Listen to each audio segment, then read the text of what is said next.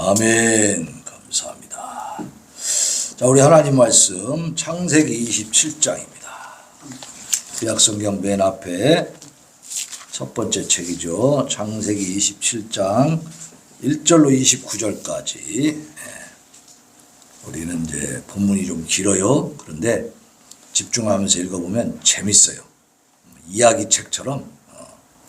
이제 오늘은 이삭과 그 부인인 리브가 그리고 야곱, 에서의 이야기가 나옵니다. 자, 27장 1절 제가 먼저 봉독합니다. 이삭이 나이가 많아 눈이 어두워 잘 보지 못하더니 맏아들 에서를 불러 이르되 내 아들아 하매 그가 이르되 내가 여기 있나이다 하니 이삭이 이르되 내가 이제 늙어 어느 날 죽을는지 알지 못하니 그런즉 내 기구 곧 화살통과 활을 가지고 들에 가서 나를 위하여 사냥하여 내가 즐기는 별미를 만들어 내게로 가져와서 먹게 하며 내가 죽기 전에 내 마음껏 내게 축복하게 하라. 자, 27장 5절입니다. 이삭이 그의 아들 에서에게 말할 때에 리브가가 들었더니 에서가 사냥하여 오려고 들로 나가매 리브가가 그의 아들 야곱에게 말하여 이르되 내 아버지가 내 형 에서에게 말씀하신 것을 내가 들으니 이르시기를 창세기 27장 7절 나를 위하여 사냥하여 가져다가 별미를 만들어 내가 먹게 하여 죽기 전에 여호와 앞에서 내게 축복하게 하라 하셨으니 그러니 내 아들아 내 말을 따라 내가 내게 명령한 대로 염소떼에 가서 거기서 좋은 염소 새끼 2마리를 내게로 가져오면 내가 그것으로 내 아버지를 위하여 그가 즐기시는 별미를 만들리니 내가 그래서 내 아버지 내 택에서 아버지께 뛰어서 말다가 그가 죽기 전에 내게 축복하게 축복하게 하라. 야곱이 그 어머니 리브가에게 이르되 내 형 에서는 털이 많은 사람이요 나는 매끈한 사람인즉 아버지께서 나를 만지시기에 네가 아버지의 눈에 있는 자로 부르짖으라 혹은 고사하고 저주를 받을까 하나이다. 어머니가 그에게 이르되 내 아들아 너의 저주는 내게로 돌리리니 내 말만 따르고 가서 가져오라. 그가 가서 끌어다가 어머니 가져왔더니 그의 어머니가 그의 아버지가 지은 별미를 만들었다. 리브가가 집안 자기에게 있는 그의 맏아들 에서의 좋은 의복을 가져다가 그의 작은 아들 야곱에게 입히고 또 염소 새끼 가죽을 그의 손과 무릎에 매끈한 곳에 입히고 자기가 만든 별미와 떡을 자기 아들 야곱의 손에 주니 야곱이 아버지에게 가서 그 아버지와 하고 이르되 내가 여기 있노라 내 아들아 내가 누구냐. 야곱이 아버지에게 대답하되 나는 아버지의 맏아들 에서로소이다. 아버지께서 내게 명하신 대로 내가 하였사오니 오나건대 일어나 앉아서 내가 사냥한 고기를 잡수시고 아버지 마음껏 내게 축복하소서. 이삭이 그의 아들에게 내 아들아 내가 어떻게 피치받느냐. 그가 이르되 아버지 하나님 여호와께서 나로 소적하게 만나게 하셨으니이다. 이삭이 야곱에게 이르되 내 아들아 가까이 오라. 네가 과연 내 아들 에서인지 아닌지 내가 너를 만져보려 하노라. 야곱이 그 아버지 이삭에게 가까이 가니 이삭이 만지며 이르되 은손은 야곱의 은손이나 손은 에서의 손이로다 하며 그의 손이 형 에서의 손과 같이 털이 있으므로 분별하지 못하고 축복하였더라. 이삭이 이르되 내가 참 내 아들의 손이야. 그가 대답하되 그러하니까. 이삭이 이르되 내게로 가져오라. 내 아들이 사냥한 고기를 먹고 내 마음껏 내게 축복하리라. 야곱이 그에게로 가져가매 그가 먹고 또 포도주를 가져가매 그가 마시고 그의 아버지 이삭이 그에게 이르되 내 아들아 가까이 와서 그에게 입맞추라. 그가 가까이 가서 그에게 입맞추니 아버지가 그의 옷에 향취를 맡고 그에게 축복하여 이르되 내 아들의 향취는 여호와께서 복 주신 밭의 향취로다. 하나님은 하늘의 이슬과 땅의 기름이시며 풍성한 수가 복을 내게 주시기를 같이 읽습니다. 만민이 너를 섬기고 열국이 내게 굴복하리니 내가 형제들의 주가 되고 내 어머니의 아들들이 내게 굴복하며 너를 저주하는 자는 저주를 받고 너를 축복하는 자는 복을 받기를 원하노라. 아멘. 자, 우리 교회는 본문이 길어요. 자, 여러분 일주일 동안 여러분들이 읽은 성경보다 오늘 읽은 게 더 많지. 일반적으로 성도들이 교회 갔다 오면 성경책을 그냥 딱 올려놓고 쳐다만 보고 다녀. 그러다가 주일날 되면 달달 털어갖고 또 갖고 오고 그러죠. 그런데 교회에서도 본문을 보면 되게 그러시더라고. 한 절만 딱 읽어. 그리고 이제 설교를 듣는 거야. 그러니까 실질적으로 성경에 무엇이 기록되어 있는지에 대한 지식이 굉장히 적다는 거예요. 어떤 목사님이 신방을 갔대요. 그래가지고 이분이 이제 굉장히 열심히 신앙생활 잘하던 분인데 큰 어려움에 처해버렸어. 그래서 낙심이 된 거야. 나는 열심히 신앙생활 했는데 왜 이렇게 모든 게 잘 안 되고 또 병까지 걸리고 막 이랬는 거야. 굉장히 막 실망하고 낙심이 돼 있단 말이야. 그러니까 가서 뭐라고 위로를 할까. 이게 이제 의인이 어떻게 보면 의롭게 살려고 열심히 했는데 어떤 고통과 환난 속에 떨어져 버렸단 말이지. 그러니까 이게 이제 이 성도가 이해가 안 가는 거야. 집사님이 막 너무나 이제 실망이 되는 거야. 하나님 믿은 게 헛된 건가 막 이런 생각이 드는 거죠. 지난번에 우리 시편에서 나왔던 것처럼. 그러니까 이제 이 목사님이 가가지고 이제 예배를 드리고 기도하면서 그렇게 얘기를 해준 거야. 집사님, 욥기서를 읽어보시오. 욥기서가 바로 그 의인의 고난에 대해서 나와 있는 겁니다. 그랬더니 이 집사님이 목사님 감사합니다. 여기까지 오셔서 이렇게 기도해 주시고 말씀도 좋은 말씀 주셔서 감사합니다. 근데 그 욥기라는 책은 어디 가서 사면 돼요? 그러더래. 욥기라는 책을 어디 가서 사면 돼요? 사모님? 성경 속에 있잖아. 근데 집사님이 성경에 욥기가 있다는 걸 아는 거예요? 모르는 거예요? 모르는 거예요. 그러니까 성도들의 지금 성경 지식이 이 정도라. 그래서 저는 본문을 되도록이면 너무 길면 힘들지만 가능하면 내가 설교해야 될 부분을 다 잡아 그냥. 그래서 이렇게 좀 쭉 읽는 거야. 교회 왔을 때라도 성경을 좀 많이 읽어야 될 거 아니야. 병준이는 성경 얼마나 읽어요 집에서? 어렸을 때 만화책으로 봤어요. 그러니까 교회 와서 성경 읽는 게 많이 읽는 거지. 그렇지. 그래서 우리가 성경을 똑바로 잘 알고 있어야 흔들림이 없는 믿음을 가질 수가 있습니다. 시험에 빠져도 이길 수 있고. 자, 그래서 오늘 말씀의 제목이 뭐죠? 야곱이 받은 장자의 축복이야. 축복도 보통 축복이 아니에요. 장자의 축복을 야곱이 받았어요. 야곱은 장자예요, 차자예요? 차자야. 지가 장자도 아닌데 장자의 축복을 받아버렸습니다. 그래서 이제 오늘 본문의 내용을 이제 좀 이렇게 살피면서 본다면은 이삭이 에서를 축복하려고 준비하는 모습을 볼 수가 있어. 에서가 장자죠. 그러니까 아버지 입장에서 누구를 축복해야 돼? 장자의 축복은 장자에게 해야 되는 거 맞잖아. 그러니까 1절로 4절에 보면 축복의 동기가 나오는데 특히 2절 봐요. 2절. 2절 한번 봅시다. 시작. 이삭이 이르되 내가 이제 늙어 어느 날 죽을는지 알지 못하니. 자, 이삭이 이제 자기가 많이 노쇠하고 늙어서 1절에 보면 눈이 어두워서 잘 안 보여. 우리도 참 눈이 잘 안 보이죠. 안경도 다 쓰잖아.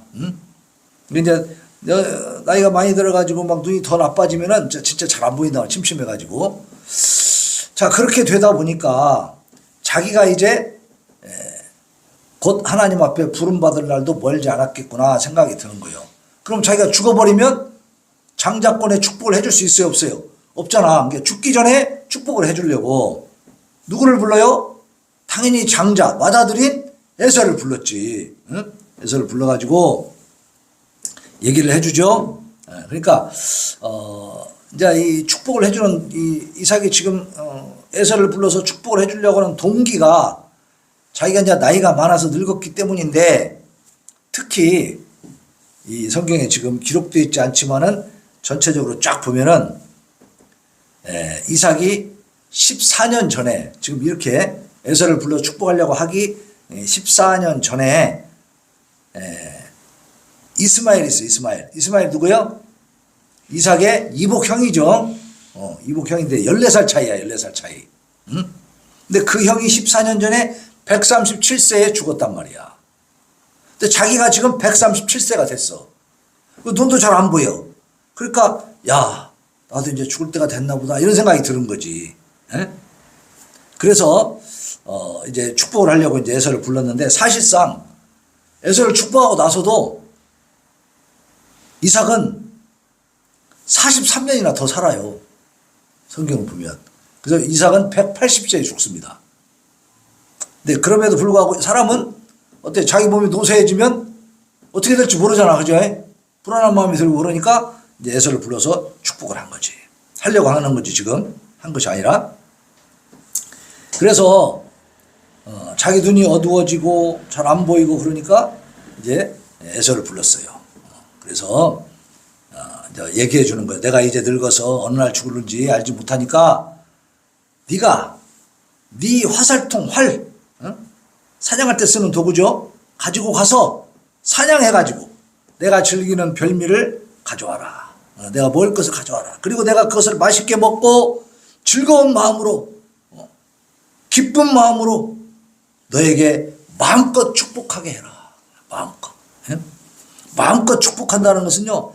내 정성을 쏟아서 내 영혼을 다 바쳐서 너를 축복하겠다 그런 뜻이에요. 굉장히 강력한 말씀입니다. 이게.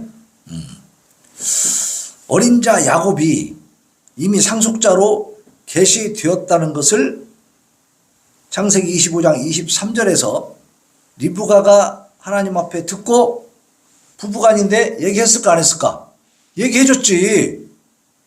리브가는 왜냐하면 태중에서 막 이 아이들이 싸우니까 막 근심했단 말이에요. 그러니까 하나님이 알려줬어요. 네 태중에 두 국민이 있구나. 두 국민이 있는데 어떻게 된다고요?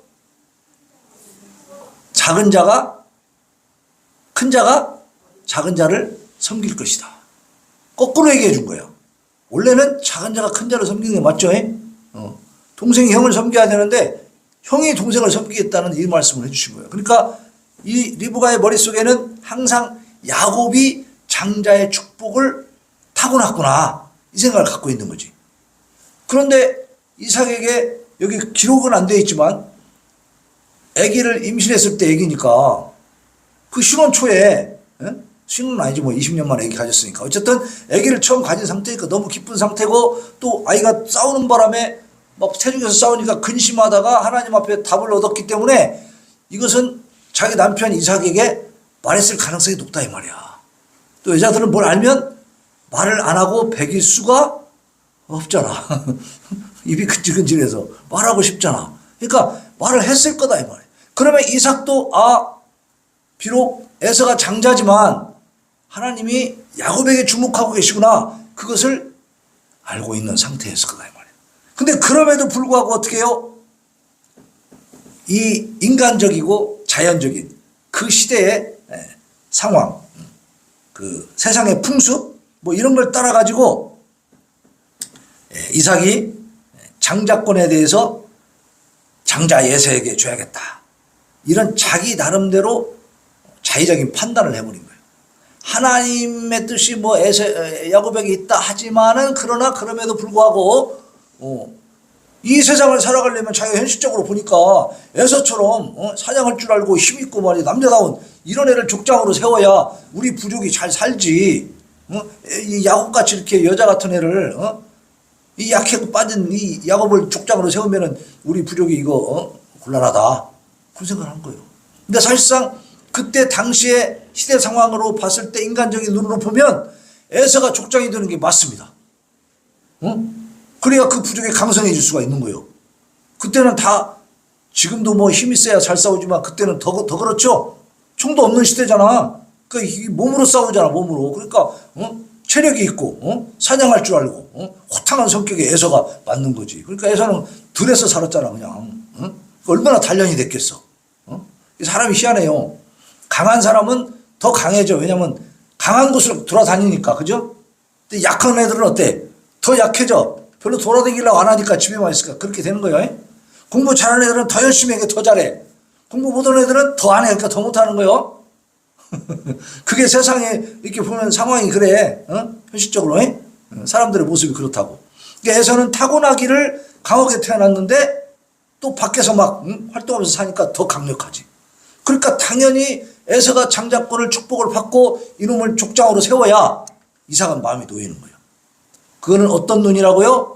인간적인 눈입니다. 사람의 눈으로, 세상적인 눈으로 본 거야. 아주 현실적이지. 자, 그래서 이삭은 하나님이 야곱에게 생각이 있다 할지라도 내가 볼 때는 아니요, 에서한테 축복을 해야 되겠어. 그래서 에서를 부른 겁니다.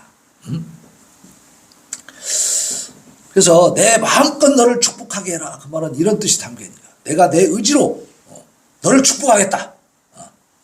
이런 생각. 그러니까 여기에도 이삭의 불순종이 들어있죠. 그죠? 아니면 나이를 많이 먹은 바람에 좀 잊어버렸나 싶기도 할 수 있어. 그러나 하나님의 약속의 자녀가 누구예요? 이삭이요. 이삭은 100세에, 아브라함이 100세에 낳은 특별한 자식이잖아. 그러면 그 성장하는 과정에서도 하나님의 그 관계, 아버지와 아브라함과 하나님의 관계, 또 자기가 모리아산에 가가지고 제물로 막 올려져서 막 죽음 당할 뻔했잖아. 그때도 신앙으로 버텼던 사람이야. 그러니까 하나님에 대한 생각이 깊이 있는 사람이야. 그럼에도 불구하고 이런 실수를 한다 이 말이지. 그러면서 4절에 보면 축복하게 하라. 그런데 임종을 맡기 전에 자식에 대해서 아버지가 이렇게 축복해주는 이것은 족장시대, 그 시대에 고대 시대의 관례예요. 관습이요. 관습. 그래서 이 족장이 죽기 전에 자기 후계자를 세워야 되는 거예요. 그 나중에 이제 왕조 시대가 되면 또 그러잖아요. 왕이 후사를 세우잖아. 그죠? 그래서 이렇게 그 동궁이 뭐 태자가 되고 이러잖아요. 그래서 태자를 세워야 왕의 계승권이 이제 안전하게 이루어지는 거지. 그것이 안 되면 막 쟁탈전이 벌어지죠. 그러니까 그 당시 이 족장 시대, 시족, 부족 시대에도 이 족장이 그 다음 후계자를 세워야 되는 거예요. 그것이 이제 축복이야, 그게. 그래서 이 축복은 자식이 잘 되기를 바라는 단순한 희망사항이 아니고 그 족장의 축복이라고 하는 것은 이 가계 계승자에 대해서 영적으로 축복하는 건데 이거는 미래에 대해서 예언하는 것까지도 다 포함이 돼.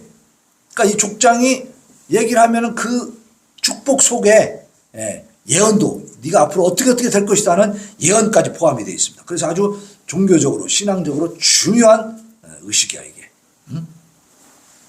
그런데 이 얘기를 하는 것을 누가 들었어요? 야곱의 어머니 리브가가 딱 들어보니까 뭐라 그래? 아니 지금 장자의 그 말하자면 상속권은 하나님이 야곱에게 있다고 했는데 지금 남편이 어떻게 하려고 그래? 에서에게 축복을 하려고 하는 거야. 그러니까 리브가가 뭘 꾸며요? 계략을 꾸며. 음모를 꾸미는 거야. 음모를. 자, 리브가의 목적은 선했어요. 왜냐하면 하나님의 뜻대로 해야 되는데 남편이 하나님의 뜻을 거스리고 있네. 그러니까 내가 어떻게든지 하나님의 뜻을 이루어야 되겠다. 이런 목적이 있었어. 그건 괜찮아. 그건 선해. 문제는 뭐냐? 하나님께서 말씀하신 것을 이루려고 하는 선한 동기는 있었는데 그러나 그 방법이 좀 이상해. 아브라함도 하나님이 너로 내가 큰 민족을 이루게 해주겠다라고 얘기했는데 75세에 나와가지고 10년이 지나도 자식이 안 생기니까 어떻게 했어요? 하나님이 나로 민족을 이루어준다겠는데 내가 이렇게 애를 못 낳으면 되나? 안 되겠다. 그러고 있는데 아내 사라가 하갈한테 들어가라 그럼. 하갈을 데려다가 내 시종 여종 이 하갈을 데려다가 자식을 낳아라 했더니 아브라함이 덥석 하갈을 취해버렸네. 그래갖고 낳은 놈이 누구요? 이스마엘. 아브라함의 목적도 나쁘진 않았어요. 하나님 뜻을 이루기 위한 것이었어. 그러나 그 방법이 어땠어요? 방법이 하나님 뜻대로 되지 않았어요. 방법이 잘못됐어. 그래서 지금도 이스마엘의 후손과 이삭 그 밑에 야곱 그 이스라엘의 후손들이 어때? 지금도 중동에서 싸우고 있잖아. 지금도 싸우죠. 자, 이 리브가가 어떤 면에서 잘못된 방법을 선택했는가? 두 가지 면이 있습니다. 에서가 자기의 장자권을 소홀히 여기고 야곱에게 팔아버렸죠. 그리고 또 하나님께서는 큰 자가 어린 자를 섬기리라 하고 예언을 해주셨죠. 그러니까 리브가가 볼 때는 같은 자식이지만 에서는 하나님 경외함이 굉장히 떨어져. 그리고 애초에 태 속에 있을 때부터 하나님이 상속권은 야곱에게 있다 말씀하셨단 말이야. 그럼에도 불구하고 이 리브가가 선택한 방식은 잘못됐습니다. 두 가지 면에서. 첫째, 이삭에 대해서 범죄하고 있습니다. 이삭에, 자기 남편에 대해서. 왜냐? 이삭은 아까 1절에서 뭐라 했어요? 눈이 어떻게 된다고 했어요? 잘 안 보인다 했지. 만약에 이삭이 눈이 밝게 잘 보이는 입장이었으면은 리브가가 그런 일을 할 수 없었겠지. 이삭이 육체적인 약점을 가지고 있는 것을 악용하고 있는 거예요. 그죠? 그러니까 남편을 능멸하고 있는 거지. 엄청난 큰 죄입니다. 남편을 속이는 거잖아, 지금. 그다음에 두 번째로 야곱에 대해, 자기 아들에 대해서도 범죄하는 겁니다. 야곱에게 속임수를 쓰도록 가르치고 있잖아. 여기 보면 야곱이 무서워가지고 내가 형 에서는 털이 많은 사람이고 나는 매끈매끈하고 털이 없는데 아버지가 나를 만져보고 아버지가 눈에는 안 보이지만은 만져보면 바로 알 텐데 그래갖고 내가 속인 거 알면은 복은 고사하고 내가 저주받아요. 나 못해요. 그랬단 말이에요. 그러니까 뭐라 그래 엄마가? 야 임마 저주는 내가 받을 테니까 너는 무조건 내 말대로 해. 이렇게 밀어붙인 거예요. 그러니까 결국은 야곱이 가서 이제 아버지를 속이고 축복을 받게 되죠. 이건 뭐냐면 야곱이 평생 아버지 속이고 축복받은 것이 양심의 가책이 될까 안 될까? 될 수밖에 없지. 받을 건 받았지만 찝찝하지. 그죠? 평생 동안 그것 때문에 고통받을 거란 말이야. 그러니까 야곱에게도 죄를 진 겁니다, 엄마가. 그러면 리브가는 그럼 어떻게 했어야 되나? 이렇게 했어야죠. 하나님께서 그 아들들에 관해서 하신 말씀, 큰 자가 어린 자를 섬길 것이다 라고 하신 그 말씀을 누구한테? 남편한테 얘기를 해야지. 남편한테 얘기를 해서 자, 에서가 자기 장자권을 팔아먹고 하나님 경외하는 마음이 좁고 또 이방 여자들 데리고 막 살고 얘는 지금 신앙심이 약하다. 거의 없다시피 하는데 얘한테 축복을 주면 되겠냐? 얘를 후계자로 삼으면 되겠냐? 야곱을 삼아요. 여호와 하나님께서도 야곱에게 장자권을 주겠다고 말씀하시지 않았냐? 그러니까 야곱을 축복해야 된다 라고 남편을 설득했어야죠. 그렇게 해서 이삭이 안 들어주더라도 그렇게 하는 게 맞죠. 그러니까 우리 믿는 사람들은요 이걸 생각해야 돼요. 목적만 달성하면 된다고 생각하면 안 됩니다. 세상에서는 결과만 좋으면 돼. 그지? 결과만 좋으면 돼. 과정은 어땠든지 간에 결과가 좋으면 됐잖아 이런 식이야. 그러나 우리 믿는 자들은 그러면 안 됩니다. 과정도 어때야 돼요? 옳게 가야 돼요. 하나님의 뜻을 이루기 위한 목적이 있다면 그 수단과 방법도 하나님의 뜻을 따라가야 될 줄로 믿습니다. 이것이 세상 사람들과 우리의 차이란 말이에요. 차이. 이 차이점이 우리로 하여금 빛나게 하는 거야. 우리는 빛이거든요. 빛을 발해야 돼. 어떻게? 요렇게. 과정을 바르게 함으로써. 절차를 바르게. 그 적법 절차. 이걸 말하죠. 적법 절차.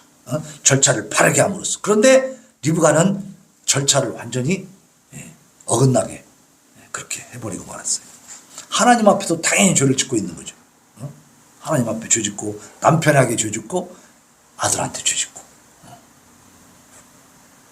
그래서요 리브가는 이후에 등장하지 않고 리브가 죽었을 때 뭐 이렇게 장사하였더라 해갖고 그 죽었던 그 나이나 이런 것들이 전혀 안 나타납니다. 언급이 끊어져 버려요. 나중에 가서 야곱이 이제 자기를 매장해 주라 하면서 아브라함과 사라 그리고 이삭과 리브가가 거기 매장되었고 내가 레아도 매장했다니까 나도 거기다 매장해줘. 나도 묻어달라. 이런 유언할 때 그때 잠깐 나타나요. 그 외에는 리브가는 여기 이제 이삭을 야곱을 피신시키는 그 과정까지 얘기하고 끝나버립니다. 그러니까 리브가는 비록 하나님의 뜻을 이루는 그런 그 목적은 달성했지만 그 과정에서 자기는 범죄자가 돼버렸어. 그것은 우리가 깊이 생각해야 됩니다. 우리가 신앙생활을 하면서 이렇게 생각할 수가 있어. 어쨌든 교회에다 바쳤으니까 됐지 뭐. 고르반이라고 하는 것도 있잖아. 고르반. 예수님이 신약시대에 와서 말씀하신 거 있어. 하나님께 드렸다 그런 뜻이거든.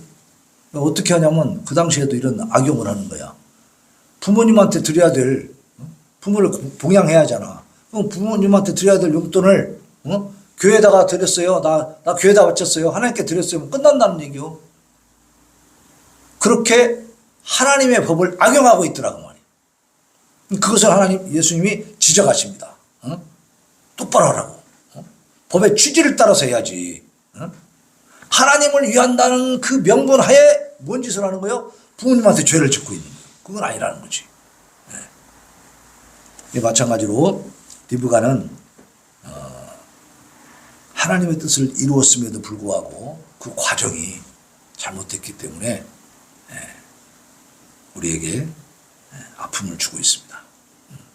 물론 리브가가 나중에 이제 회개하고 하나님께 부름 받았겠죠. 그걸 우리가 기대하죠. 하지만 이 방법은 분명히 잘못됐다. 그래서 어떻게 되느냐? 나중에 야곱이 엄청난 어려움을 당하게 됩니다. 자, 그리고 그러면 리브가만 잘못했느냐? 아니요. 18절 이하에 보면 야곱이 이제 이삭에게 축복을 받는데, 자, 이렇게 야곱이 내가 보은고사하고 저주받을지 몰라요 해놓고 엄마가 강행을 시키니까 결국은 이제 실행을 하는 데 있어서 실제 야곱의 행동을 보면 너무나 뻔뻔한 거야. 놀라운 장면을 우리가 볼 수 있습니다. 자, 18절부터 봅시다. 18절부터. 자, 시작. 야곱이 아버지에게 나아가서 내 아버지여 하고 부르니 이르되 내가 여기 있노라. 내 아들아 네가 누구냐? 야곱이 아버지에게 대답하되 나는 아버지 아들 맏아들 에서로소이다. 아버지께서 내게 명하신 대로 내가 하였사오니 원하건대 일어나 앉아서 내가 사냥한 고기를 잡수시고 아버지 마음껏 내게 축복하소서. 보세요. 내가 맏아들 에서입니다. 아버지께서 내게 명하신 대로, 명한 적이 있어? 야곱에게 명한 적이 없어. 근데 그렇게 말하는 거야. 내게 명하신 대로 내가 했습니다. 그러니 내가 사냥한 고기를 잡수시고 마음껏 축복해 주세요. 이러고 있는 거야. 자기가 에서인 것처럼 완벽하게 연기를 하고 있죠. 당당하게. 이삭이 물어봅니다. 내 아들아, 내가 어떻게 이같이 속히 잡았느냐? 사냥하러 나갔다 오는 시간이 분명히 있단 말이지. 그리고 들러 나가면 뭐 사냥감이 금방 있나? 찾아다닐 수도 있잖아요. 어느 정도 시간이 걸릴 것을 예상하고 있는데 너무 빨리 와버린 거야. 그러니까 물어보는 거야, 이삭이. 야, 어떻게 이렇게 빨리 잡았냐? 응? 그러니까 여기서 또 한 번 야곱이 엄청난 죄악을 저지릅니다. 아버지의 하나님 여호와께서 나로 순조롭게 만나게 하셨습니다. 이게 하나님까지 동원하죠. 하나님까지 동원해가지고 하나님이 잡게 해줬다고 막 이렇게 얘기합니다. 자기는 알지? 집에 있는 양 잡아가지고 엄마가 요리해준 거 알아 몰라? 알고 있지 자기는. 그럼에도 너무나 당당하고 뻔뻔하게 거짓말하고 있는 거예요. 무섭죠? 그러니까 이삭이 가까이 와봐. 네가 과연 에서인지 내가 좀 만져봐야 되겠다. 내가 가까이 가는 거예요. 눈은 안 보이니까 가까이 만져봤어. 그러면서 이삭이 말하는 거예요. 음성은 야곱의 음성인데 손은 에서의 손이다. 만져보니까 털이 있단 말이에요. 털이 있는데 근데 왜 음성은 꼭 야곱 같으지? 헷갈리는 거야 지금. 근데 털이 있는 걸 보고는 그냥 의심을 걷어버리는 겁니다. 그러면서 24절에 보면 한 번 더 물어봐. 네가 참 내 아들 에서냐? 마지막으로 물어보는 거죠. 네가 진짜 에서냐? 물어보는 거예요. 그러니까 야곱이 그렇습니다. 이렇게 아주 당당하고 뻔뻔하게 거짓말하는 거죠. 자, 이 장면은요, 우리도 하나님의 축복을 받으려면 이렇게 당당하고 뻔뻔하게 거짓말해라 그런 뜻이 아니에요. 예? 이 사특함, 야곱의 이 사특함을 경계하기 위해서 이런 내용들을 다 기록해 놓은 거야. 이것은 결코 바른 행동이 아니었죠. 그러니까 엄마도 잘못됐고 엄마의 말을 듣고 그대로 또 거짓말해서 아버지를 속이는 이 야곱도 어때요? 큰 죄악을 저지르고 있는 겁니다, 지금. 근데 이 음모가 성공합니까? 실패합니까? 성공하고 마네, 이제. 성공하고 마네. 그래서 21절 이하에 보면 야곱이 약간의 어려움을 겪어요. 왜냐면은, 네가 참 내 아들 에서냐? 뭐 이리 가까이 와봐라. 음성은 야곱의 음성인데 또 손은 에서의 손이네. 이러면서, 조금씩 이렇게 이삭이 의심을 하는 그런 과정이 있죠. 그럼에도 불구하고 어떻게 했어요? 결국은 축복을 하게 되는 거예요. 자, 이삭이 처음에는 의구심을 품었죠. 근데 야곱의 행동은 너무나 당당하고 뻔뻔했기 때문에 이삭도 그냥 넘어갈 수밖에 없었어. 이제 심판의 대상입니다. 야곱의 행동은 그냥 두지 않습니다. 자, 그 다음에 이삭은 털이 있는 걸 이제 만져보고 나서 그냥 축복하게 되는 거죠. 이삭이 금방 얘기한 것처럼 24절에서 다시 한번 확인을 해요. 네가 정말 에서냐? 에서입니다. 그러니까 그 다음에 별미를 먹어 이제. 음식을 먹고 그 다음에 야곱을 가까이 불러서 딱 한번 안아주고 그리고 이제 축복을 하는 겁니다. 자, 축복하는 내용이 27절에 나오죠. 자, 거기 보면 내 아들의 향취는 여호와께서 복 주신 밭의 향취로다 그랬어요. 자, 향취. 야곱의 향취와 에서의 향취가 같을까 다를까? 분명히 다릅니다. 왜냐하면 에서는 밖에서 막 뛰는 사람이기 때문에 밖에서 막 먼지를 막 뒤집어 쓰면서 산천을 막 뛰어돌아다니는 사람에게서 나는 냄새와 집에만 있는 아이한테 나는 냄새가 다르겠지. 그 분명히 느낄 수 있어. 그래서 분별할 수 있습니다. 그런데 여기서 뭐라고 하냐면 내 아들의 향취는 여호와께서 복 주신 밭의 향취로다 그랬어요. 밭이라는 건 바깥에죠. 들의 향취라는 거예요. 왜 그렇게 말했냐면은 여기 15절 보세요. 15절.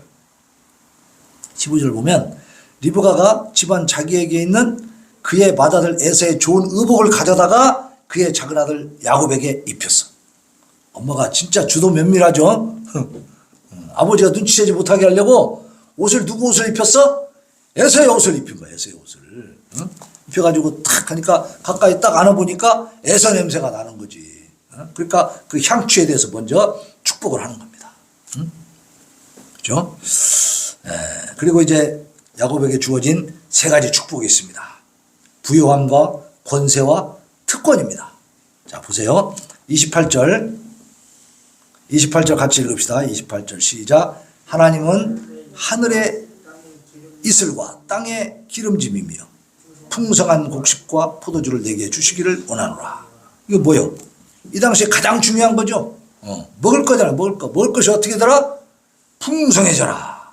그죠? 물질의 풍요. 그 다음에 29절에는 이제 권세가 나옵니다. 같이 읽읍시다. 시작. 만민이 너를 섬기고 열국이 내게 굴복하리니 내가 형제들의 주가 되고 내 어머니 아들들이 내게 굴복하며 그랬죠. 야, 그러니까 권세를 준 거예요. 권세. 자, 그 다음에 세 번째로 그 29절 하반절에는요. 하늘나라에 속한 위대한 특권입니다. 같이 읽읍시다. 시작. 너를 저주하는 자는 저주를 받고 너를 축복하는 자는 복을 받기를 원하노라. 그러니까 야곱을 함부로 건드리면 돼, 안 돼? 안 되는 거야. 야곱을 저주하고 달려들면 하나님이 저주를 해버린다는 얘기예요. 하나님이 지켜준다. 하나님의 속한 하늘에 속한 특권이 주어집니다. 지금. 이게 부요함. 자, 세상에서 보세요. 세상에서 재물이 넉넉하고 권세를 가지고 하늘의 특권을 가지면 더 부러울 게 있어 없어? 더 부러울 게 없는 거지. 정말 삼박자의 완벽한 축복을 받습니다. 자, 오늘 이 이삭을 아버지를 속이면서 축복을 받은 이 야곱을 보면 참 엄마도 그렇고 왜 이렇게 사람들이 나쁠까? 악할까? 아니면은 또 이렇게 질이 약질이냐? 뭐 이렇게 생각할 수 있어요. 근데 다소한 차이가 있지만 우리 인간은요 한결같이 허물 많고 죄악투성입니다. 우리 자신을 한번 잘 쳐다봐요. 그러면 이 야곱과 리브가의 입장이 됐을 때 과연 나는 아까 얘기한 것처럼 아버지를 설득하기만 할 수 있을 것인가? 그 위급한 상황 속에서 지금 에서가 지금 사냥하러 갔잖아. 갔다 오면 바로 축복할 거잖아. 그 긴박한 상황 속에서 정말로 막 남편을 설득하고 하는 이 과정을 하나님께 맡기면서 할 수 있을까? 그래야 맞는 건데 사실 우리도 어떻게 보면 더 비열하고 더 비겁한지도 모른다 이 말이에요. 여기서 우리 자신을 돌아볼 수 있기를 바랍니다. 그래서 우리는 치졸한 비열한 인간사를 펼쳐가고 있어. 이게 사실 지금 가만히 보면 이 지금 정치 돌아가는 것도 그렇고 우리 역사를 봐도 그렇고 우리 자신의 삶을 돌아봐도 정말 하나님 앞에 과연 내가 있는 그대로 내놓을 만한 그런 삶을 살고 있는가? 부끄러운 점이 많을 겁니다. 그런데 하나님은 그 모든 것을 당신의 거룩한 구속 역사 속에다가 용해시켜가지고 궁극적으로 하나님의 뜻을 이루어 가시는 거예요. 리브가와 야곱이 이렇게 범죄를 하고 있음에도 불구하고 그 과정을 통해서 결국은 누구의 뜻이 이루어졌어요? 하나님의 뜻이 이루어졌어요. 그렇다고 해서 이 사람들의 범죄가 묵인되는 건 아니에요. 용서되지 않습니다. 그럼에도 불구하고 이들이 이렇게 간악한 수단을 동원을 해도 하나님의 뜻은 이루어진다는 거예요. 이걸 잘 생각해야 됩니다. 그래서 옛날에 우리 전통적으로 우리는 불교밖에 없었으니까 뭐 모든 게 다 부처님 손바닥 안에 있다 그런 말 하잖아. 근데 사실은 누구 손바닥 안에 있어요? 하나님 손바닥 안에 있다는 사실을 깨달으시기 바랍니다. 하나님 안에 있어. 결국은 사람들이 아무리 비열하고 악하고 정말 그 비겁한 짓을 해도 그걸로 인해서 하나님의 뜻이 실패되는 일은 없어. 결국 하나님이 이루어 가신다. 그러니까 이걸 생각하면 돼. 내가 과거에 하나님 앞에 바르게 살지 못했어도 떳떳하지 못해도 정말 죽을 죄만 지었던 그런 인간이라 할지라도 하나님은 그 과정을 통해서 우리를 하나님 앞으로 이끌어서 하나님의 뜻을 이루어가게 하신다. 감사하시길 바랍니다. 하나님 손안에 잡히면 과거의 그 모든 과정들이 결국 어떻게 돼요? 하나님 앞에 말하자면 쓸모있는 걸로 바뀌어. 내가 낭비하고 허송세월한 것 같아도 그것이요 하나님 앞에서는 살아나. 가치가 살아나. 그게 이제 하나님의 역사예요. 하나님의 주권적인 역사입니다. 자, 이러한 하나님의 오묘한 섭리와 경륜을 보면서 우리가 믿는 하나님의 위대하심을 다시 한번 찬양할 수 있기를 바랍니다. 그래서 우리는 하나님 손 안에 있다. 그렇기 때문에 우리가 무엇을 이루려고 이 잘못된 죄악된 방법을 자꾸 선택할 필요가 있다 없다? 없다. 야곱과 리브가도 이렇게 할 필요가 없었어요. 그런데 이런 짓을 하는 바람에 이 사람들은 범죄자가 됐지만 그럼에도 불구하고 하나님의 뜻은 이루어졌다.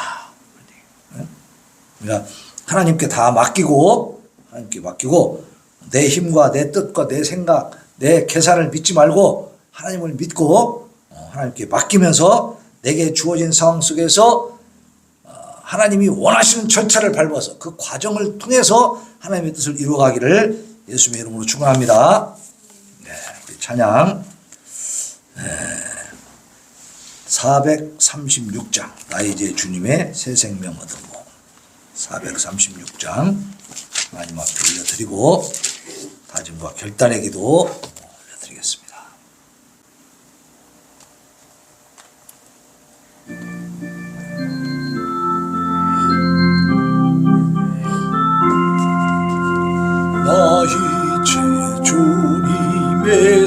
새 생명 얻음mo 옛것은 지나고 새 사람이로다. 그 생명 내 맘에 강같이 흐르고 그 사랑 내게서 해같이 빛난다. 영생을 누리며 주 안에 살리라. 오늘도 내일도 주 함께 살리라. 주 안에 감추인 새 생명 얻으니 이전에 줬던 것 이제는 값없다. 하늘의 은혜와 평화를 맛보니 찬송과 기도로 주 함께 살리라. 영생을 누리며 주 안에 살리라. 오늘도 내일도 주 함께 살리라.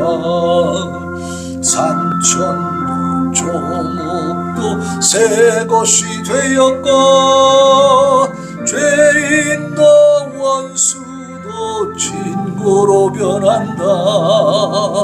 새 생명 얻은 자 영생을 누리니 주님을 모신 맘새 하루리로다. 영생을 누리며 주 안에 살리라.